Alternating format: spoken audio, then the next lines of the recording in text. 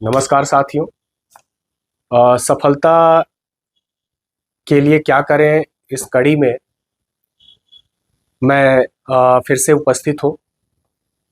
मैंने पिछले अपने जो वीडियो है उसमें कुछ टिप्स, कुछ गुण एक सफल व्यक्ति के लिए क्या होना चाहिए उसमें जिक्र किया था। आज उसी कड़ी में सफल व्यक्ति के अंदर क्या होता है उस पर मैं आगे बढ़ता हूँ। सफल व्यक्ति वो होता है जो निरंतर सीखने का गुण रखता है। उसके अंदर क्यूरियोसिटी होती है, जिज्ञासा होती है। निरंतर कुछ ना कुछ वो सीखना चाहता है, जानना चाहता है। ऐसा नहीं है कि किसी विषय को आंख बंद करके रट लिया और रटने के बाद वो सोच लिया कि मैं अब बस इतना तो तैयार हो गया मेरा।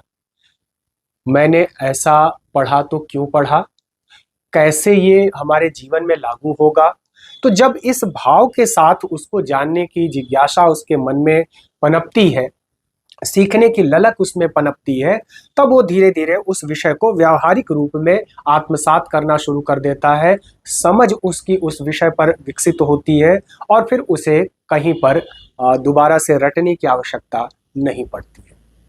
तो जब हम बार बार ये बात करते हैं कि एक सफल व्यक्ति कैसा होना चाहिए, तो उसमें एक कड़ी और जोड़ लीजिए कि उसे जिज्ञासु होना चाहिए, उसमें क्यूरियोसिटी होनी चाहिए।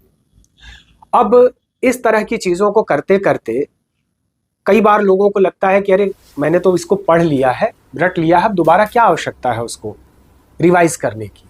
नहीं, जीवन में चीजों को रिवाइज करने मात्र से उसमें से कई ऐसे गुण तत्व, कई ऐसी गुण बातें होती हैं जब हमें रिवीजन में समझ में आती हैं।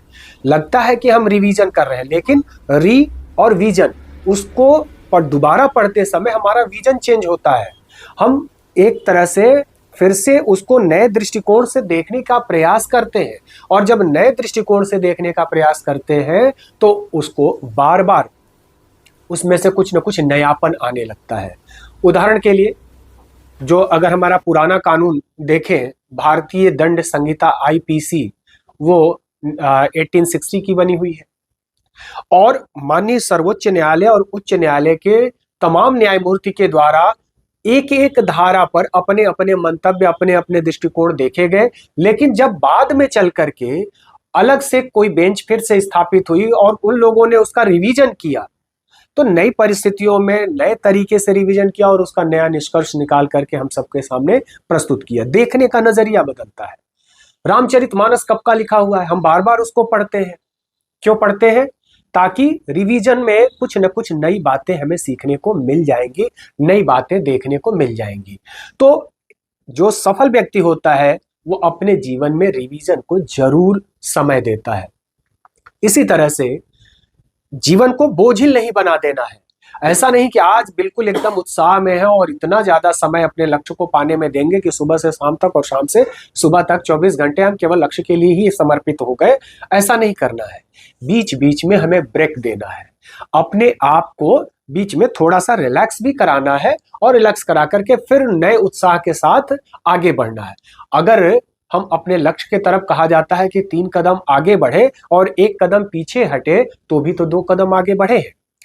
तो संघर्ष विराम संघर्ष, जो महात्मा गांधी की एक अच्छी नीति थी, जो आंदोलन के समय आप लोगों ने देखा होगा, राष्ट्रीय आंदोलन के समय में संघर्ष विराम संघर्ष, यही हमारे जीवन के लक्ष्य को हासिल करने में भी नीति लागू होती है कि पहले लक्ष्य को प्राप्त करें, करने के लिए आगे बढ़े, फिर थोड़ा सा विराम दें, फिर लक्ष्य को प्राप्त करने के लिए आगे दें।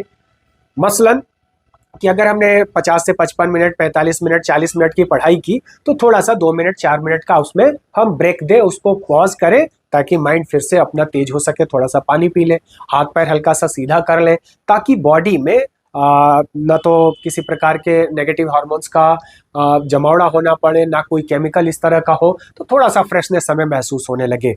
इसलिए जरूरी क्या है कि हम रिवीजन करें और रिवीजन के साथ साथ बीच बीच में अपने आप को ब्रेक दें। माइंड को जो अच्छा लगता है, मसलन जो आप उसको हॉबी कह सकते हैं, रुचि कह सकते हैं, उसके लिए भी थोड़ा सा समय जरूर निकालें। उस समय के साथ साथ आप एक काम और करेंगे। जब भी आपको मस्तिष्क से काम लेना है तो ये पूरी बॉडी, पूरी जो पूरा का पूरा शरीर है वो एक दूसरे से इंटरलिंक्ड होता है, एक दूसरे से जुड़ा होता है। पैर में अगर कांटा चुभे तो मस्तिष्क से पता चलता है कि यहाँ दर्द हो रहा है। इसका मतलब अगर पैर में भी कोई गड़बड़ी होगी तो मस्तिष्क हमारा सही ढंग से काम नहीं करेगा। इसका सीधा कनेक्शन हमारे पेट से होता है। तो पेट को अच्छा रखने के लिए, पेट हमारा स्वस्थ रहे, हेल्दी रहे, उसके लिए हमें स्वस्थ आहार, हेल्दी फूड डाइट लेना बेहद जरूरी है। इसके लिए वैज्ञानिकों के द्वारा बताया जाता है कि हमें बैलेंस डाइट लेनी चाहिए, और बिना बैलेंस डाइट के हमारा मस्तिष्क उतना अच्छे ढंग से काम नहीं कर पाएगा या शरीर उसको उतना सपोर्ट नहीं कर पाएगा। हम जबरन अपने आप को पुस्तक के सामने रख करके बिठा तो सकते हैं, लेकिन मस्तिष्क को एकाग्र कर सके ये निर्भर करेगा कि हमारी बॉडी हमें कैसा अनुमति दे रही है। और बॉडी कैसा अनुमति दे रही है, बॉडी अगर खुश फील कर रही है तो इसके लिए 2-3 चीज़ों में से सबसे जो महत्वपूर्ण चीज़ है कि हमें हेल्दी डाइट लेनी है, एक स्वस्थ आहार लेना है, और साथ ही साथ स्वस्थ आहार के साथ साथ संतुलित आहार लेना है। ऐसा ना हो कि जो प्रिय भोज्य सामग्री हो उसको बहुत ज़्यादा खा लिया और जो आवश्यक हो उसको बिल्कुल नहीं खाया, तो कुछ ना कुछ कंटेंट जो न्यूट्रिशन एलिमेंट्स होते हैं वो हमारे अंदर कम होंगे और उसका केमिकल रिएक्शन हमारे बॉडी पर दिखने लगेगा। नतीजा क्या होगा? नतीजा होगा कि हम कंसंट्रेट नहीं कर पाएंगे। तो ये आपको आज के इस वीडियो में मैंने 3 मंत्र बताए, इन तीनों को ध्यान दें और ध्यान देकर आप भी अपने जीवन में सफल बने। बहुत बहुत धन्यवाद।